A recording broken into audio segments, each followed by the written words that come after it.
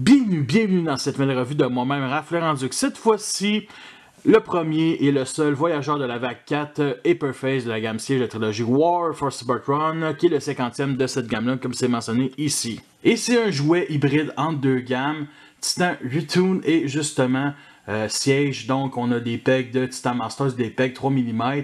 Et justement, il aurait dû sortir dans la gamme Titan Return. Et il est sorti dans la gamme Titan Return, mais en Titan Masters, donc tout petit.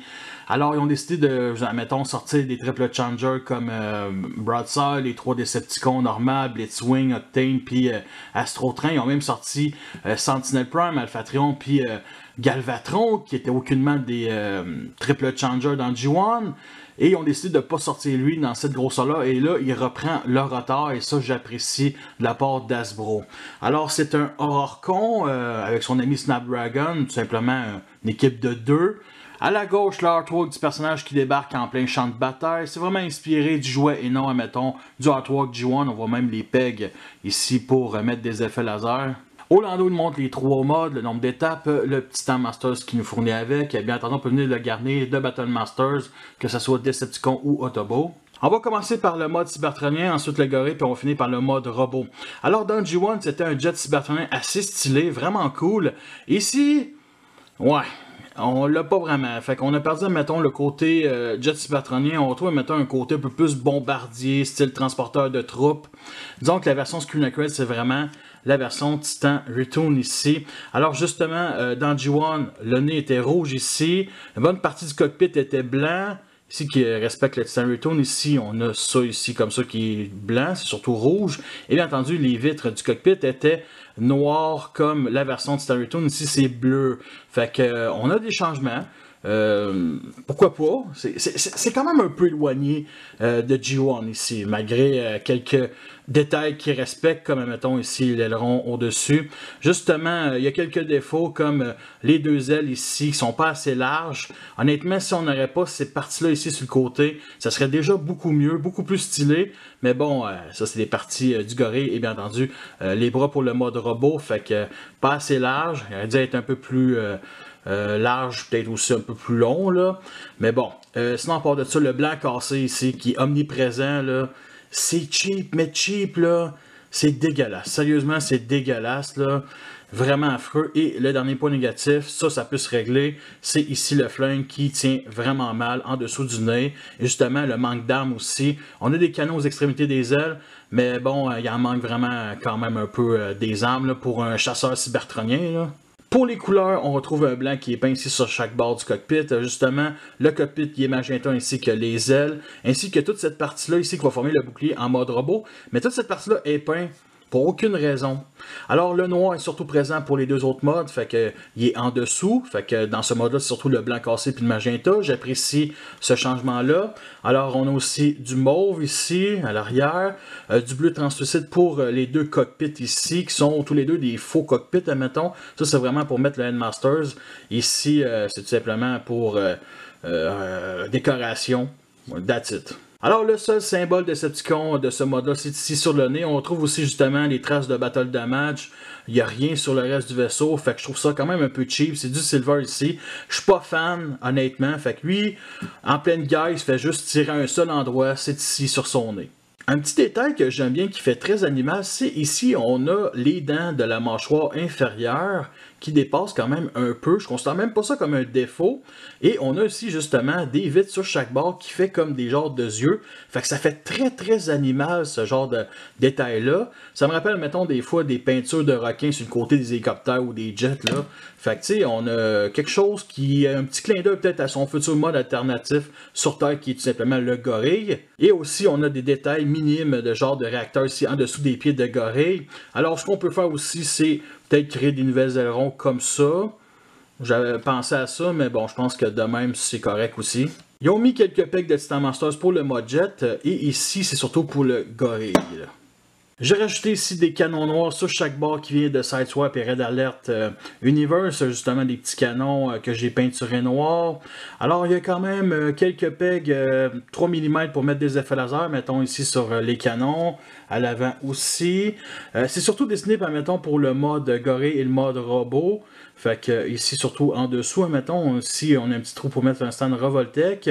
Alors, j'ai aussi rajouté des effets laser, mettons, sur les trous 5 mm, mettons, sur les ailes, lui, ici en dessous et à l'arrière, qui est le connecteur pour le Titan Masters. Parce que oui, c'est bien un trou 5 mm, puis ça se plug super bien. En comparaison avec Alphatrion de classe Voyageur Titan Retoon, que lui aussi est un triple changer, qui a un mode alternatif qui est un animal terrestre.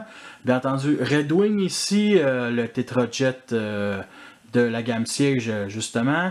Alors, Trigger P de la gamme Titan Retoon et Starscream War for Cybertron, ils ont tous de quoi en commun, un long nez. Pour le gorille, on doit libérer le Titan Masters, fait qu'on enlève ici l'aile comme ça. Alors justement, il y a un point négatif. Le Titan Masters, quand il est à l'intérieur, il ne permet pas de clipser, mettons, justement la vitre comme ça. Mais en même temps, le bouclier est par-dessus, fait que ça dérange vraiment pas grand-chose. Alors on vient le déclipser ici, il est accroché justement avec les deux pegs Titan Masters à l'intérieur et on ferme ici la vitre. Première étape, on vient pivoter ici vers le bas comme ça sur cet angle-là. Comme ça aussi le tibia ainsi que le pied. Comme ça à peu près. Maintenant, on soulève ici les ailes. Elles sont accrochées justement dans un petit trou ici noir avec ce peg-là. Fait qu'on pivote ici vers l'arrière. Comme ça. Et on rabaisse ici comme ça à peu près. Maintenant, on reprend l'aileron. Et on vient le reclipser au même endroit. On vient déployer ici cette pièce-là en dessous comme ça. On déclipse ici comme ça sur chaque bord. Et on vient clipser à l'arrière justement avec ce peg-là dans ce trou-là comme ça. Maintenant, on vient tout sortir ici une bonne partie de la tête du gorille. On va clipser ça ici, là. Et bien entendu, vous voyez ici, il y a comme deux trous sur chaque bord. Et ça va venir se clipser justement avec ces deux pegs-là. Fait que on clipse ici comme ça. Et maintenant, ici et l'autre bord. Un peu de la misère.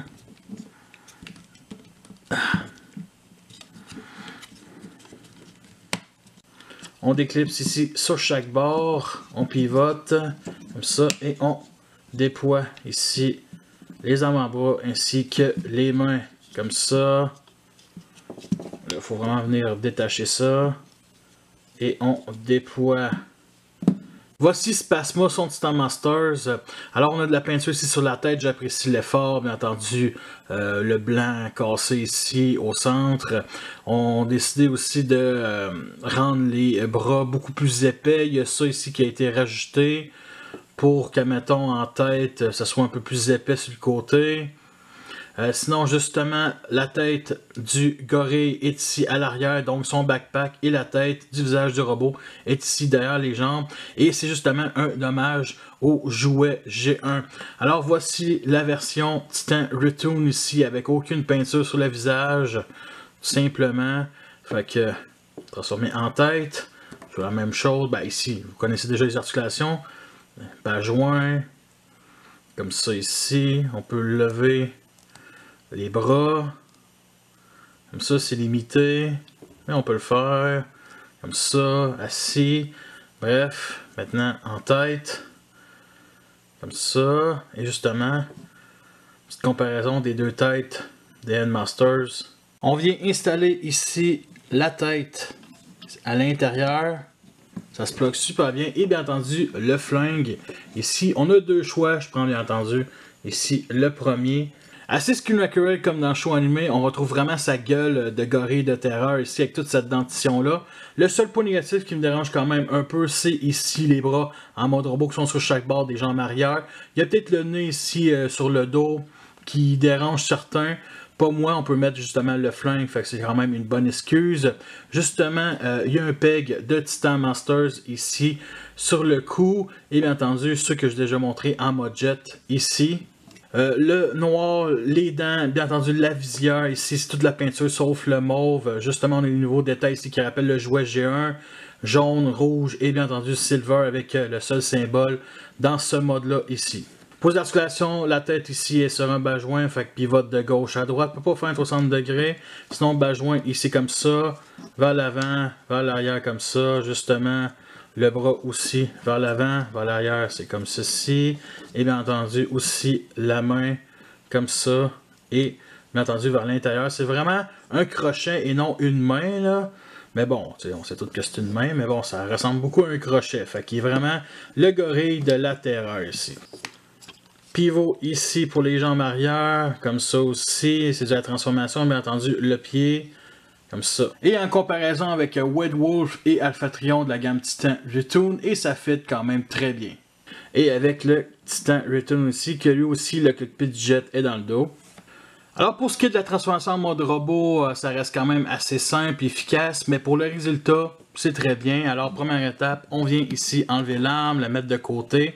On doit enlever bien entendu le Titan Masters et j'ai quand même un petit peu de la misère.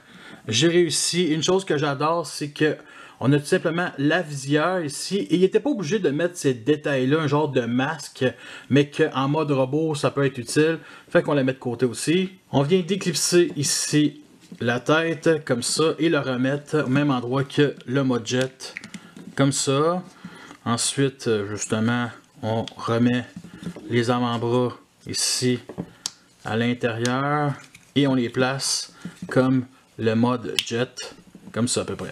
On vient d'éclipser ici comme ça et on plie vers le bas tout simplement. Ensuite, on vient d'éclipser ici ce panneau là et on fait juste le pivoter vers le bas comme ça et ça va venir s'accrocher justement au genou comme ceci. Alors l'autre bord c'est la même chose, on déclipse et ça va venir s'éclipser ici.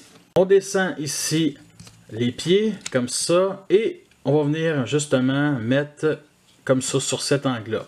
Maintenant on va venir installer ici bien entendu la patte du gorille et justement avec le peg de Titan Master ça va venir s'installer dans ce trou là pour venir verrouiller le pied comme ça. Alors j'aime bien cette petite étape de transformation là, assez unique. On dégage le backpack. On enlève l'aileron, on le met de côté. Maintenant, pour ce qui est des ailes, on met ici comme ça, vraiment le plus vers l'arrière. Maintenant, on vient placer ça sur cet angle-là, comme ça. Ici, on rabaisse et on vient clipser justement le derrière du pied du gorille avec l'aile, comme ça. Alors l'autre bord ne fait pas exception. Pour le backpack, on vient connecter ici ces deux pegs-là dans ces deux petits trous-là, comme ça, et bien entendu ce peg-là ici sur la vitre. Fait que, connecte, et maintenant, ici comme ça, sur cet angle-là.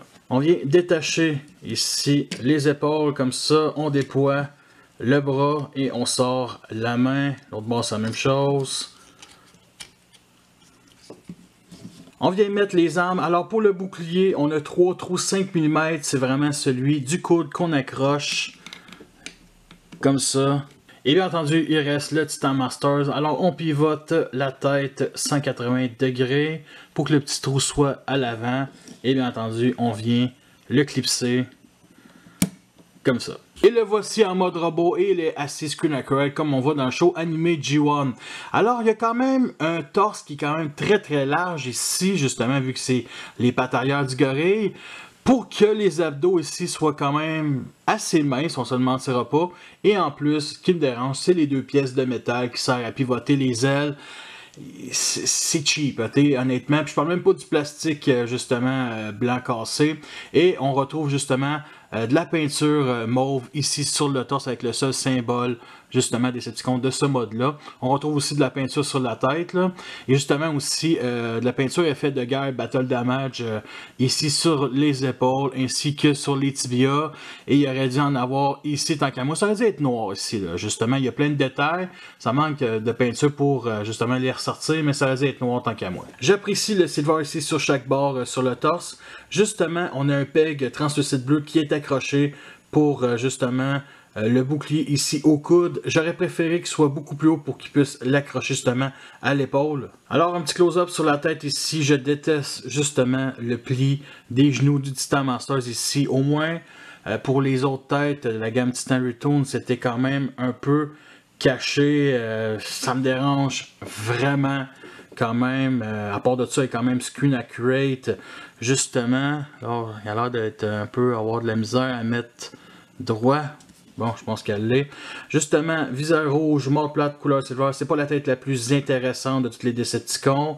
Une tête assez banale. Une chose que j'adore, c'est pivoter ici, justement, pour avoir un genre de battle mask ici. Et honnêtement, de tous les jouets de Chuck, je pense que c'est le premier vraiment qui a un battle mask. Fait que ça, j'apprécie, admettons, cette petite différence-là, cette petite nouveauté-là.